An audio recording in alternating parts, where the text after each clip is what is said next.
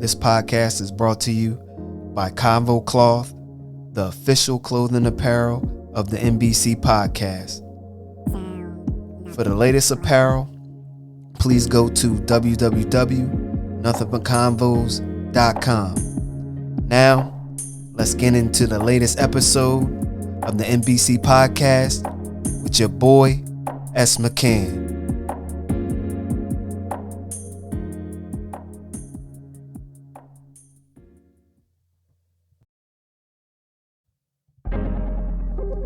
What's good, people? It's the NBC podcast with your boy, S. McCann.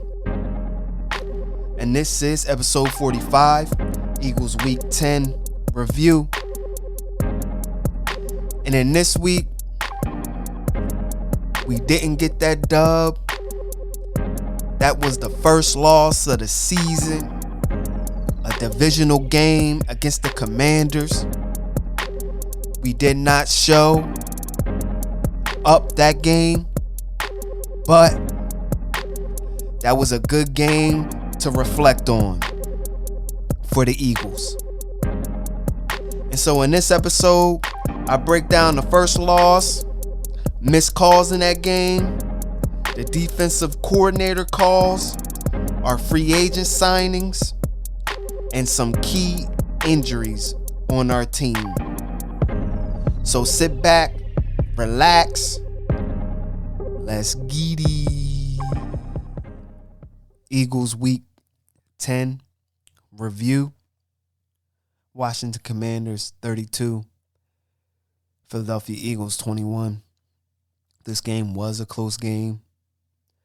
At the last minute of the game, we did some laterals trying to score or whatever, and that's how they scored, but it is what it is.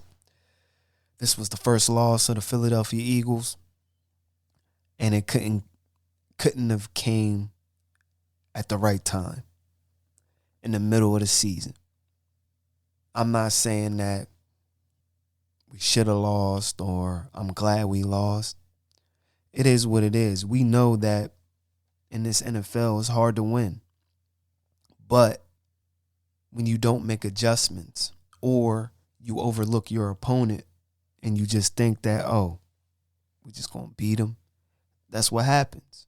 You got outcoached, got outplayed. And unfortunately, when stuff doesn't go right in a game, then you start to look at ref calls. What did the ref call here? What did the ref call there? Man, look, you got to execute better in the National Football League to win. Anything can happen during the game. Refs are human and they miss calls. But sometimes things don't make sense, which I think that a personal foul in a game that leads to a turnover should be a reviewable play. That's just a common sense factor. But since it's not, you got to adjust.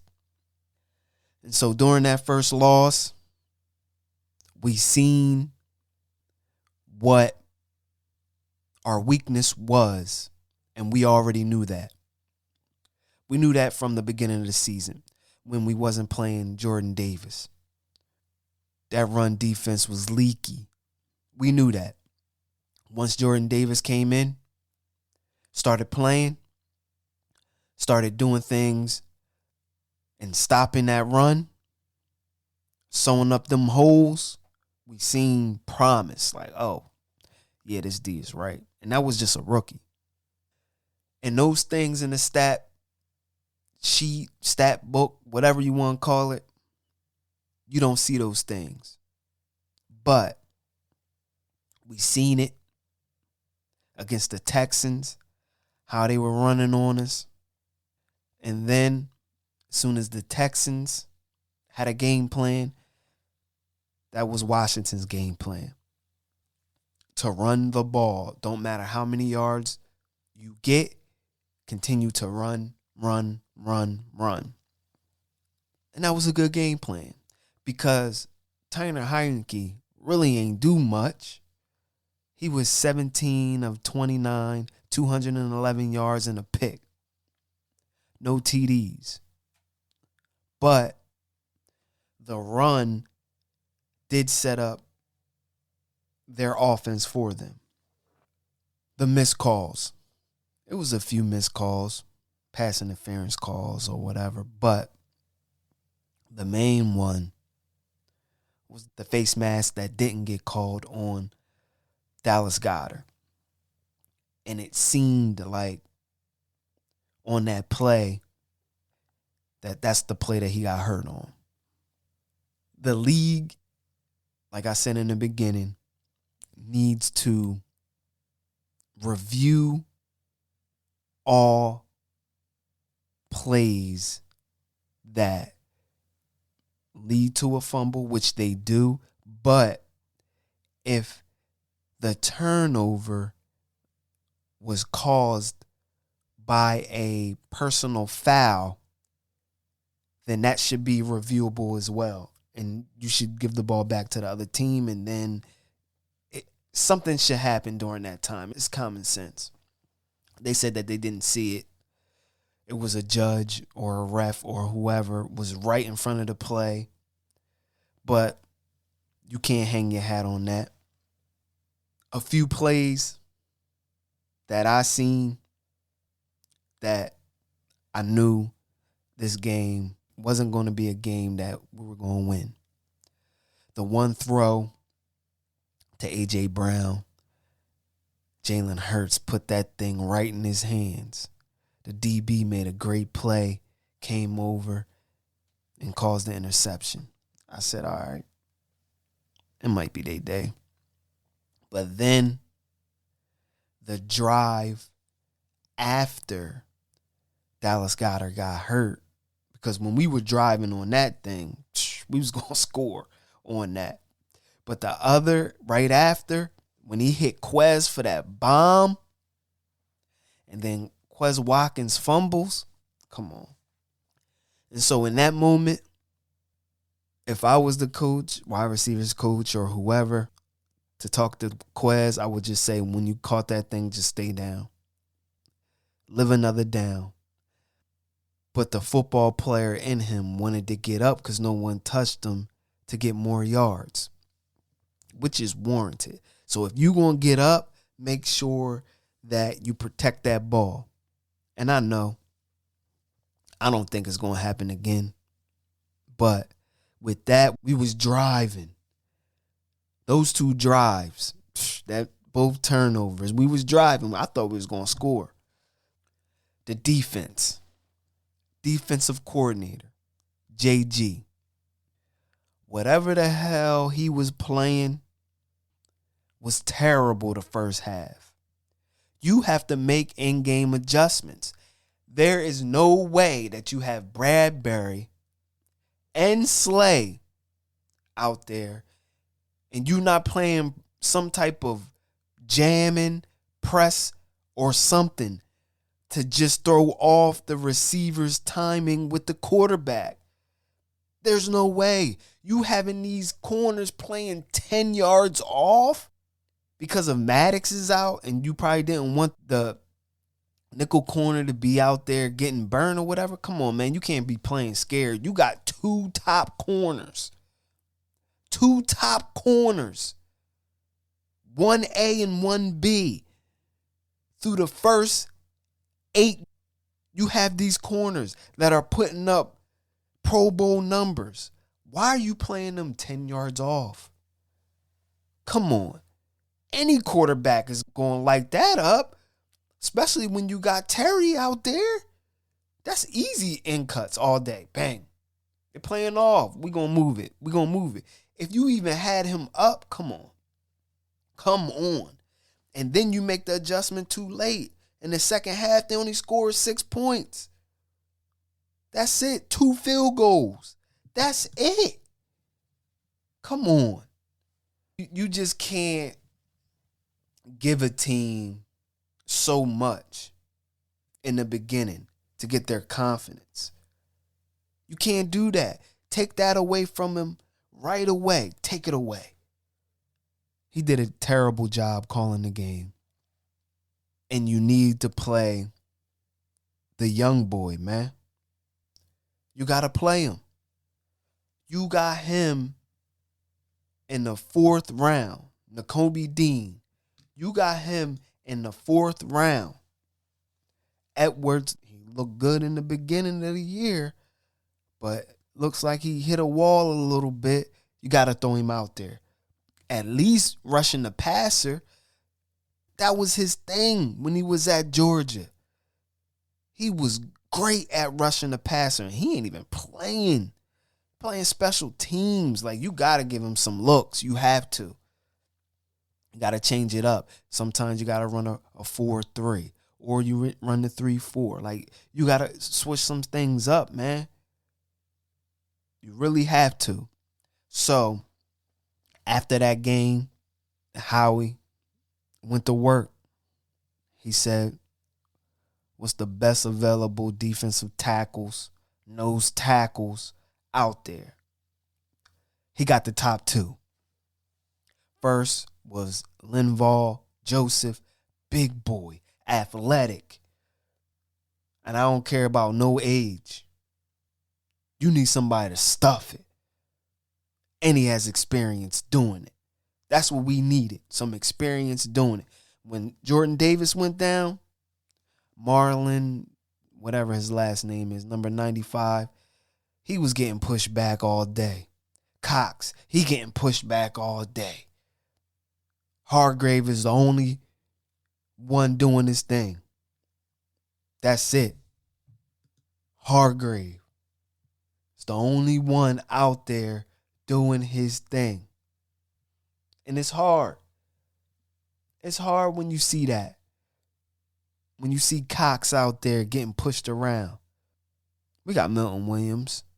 He does all right. But when you got some beef, like Linval Joseph, and then right after that, they say, you know what, we ain't done.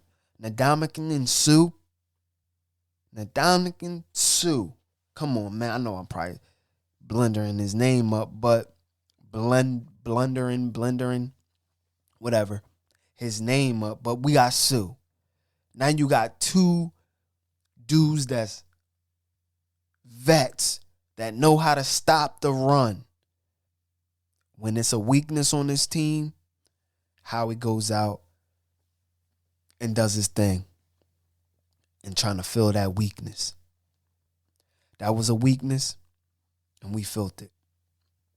During the offseason, during the draft, we needed a receiver. He traded for a receiver. We needed a defensive tackle.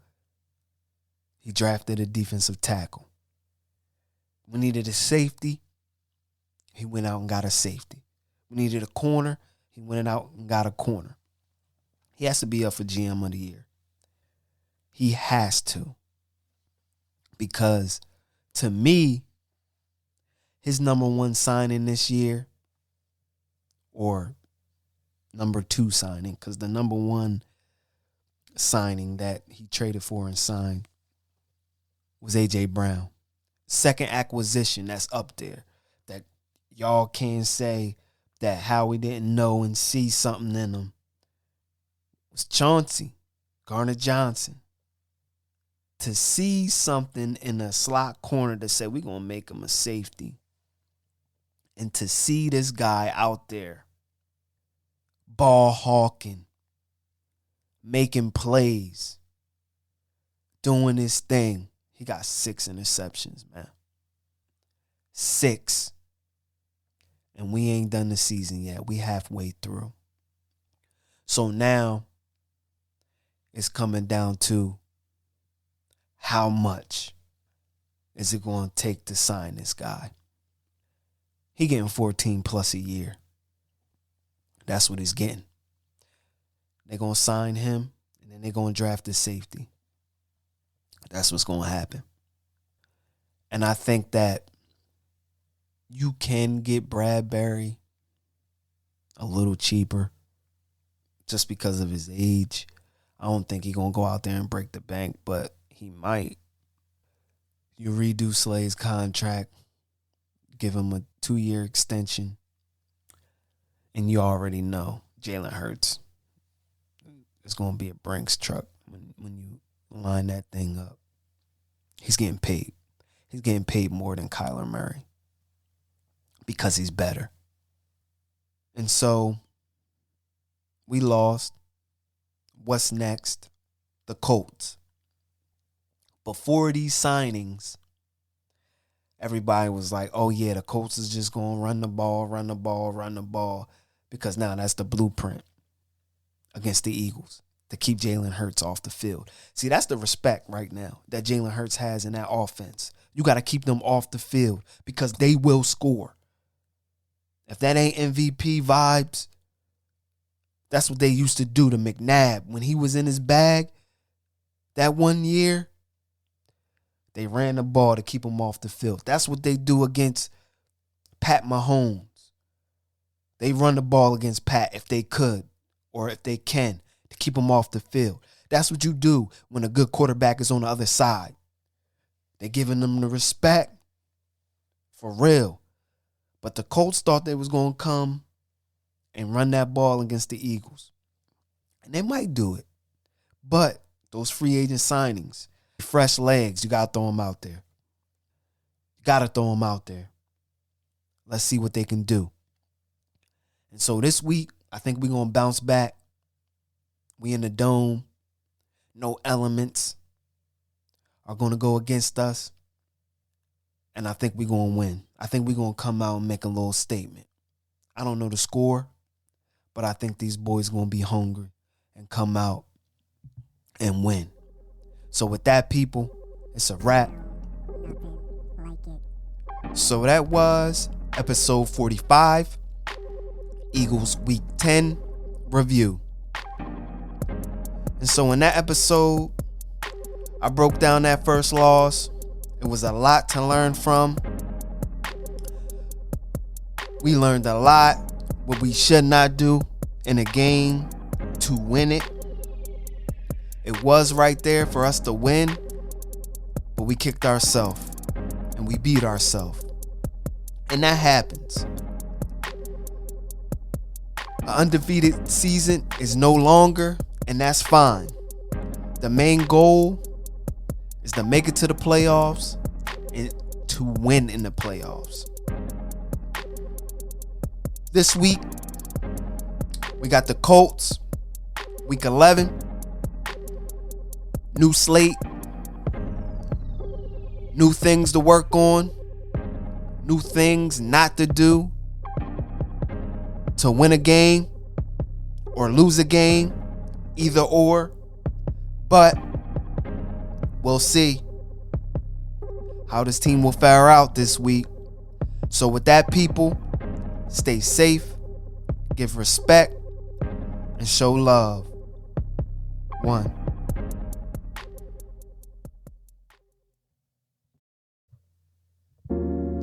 Make sure you go listen to all old and new NBC podcast episodes on all podcasting platforms.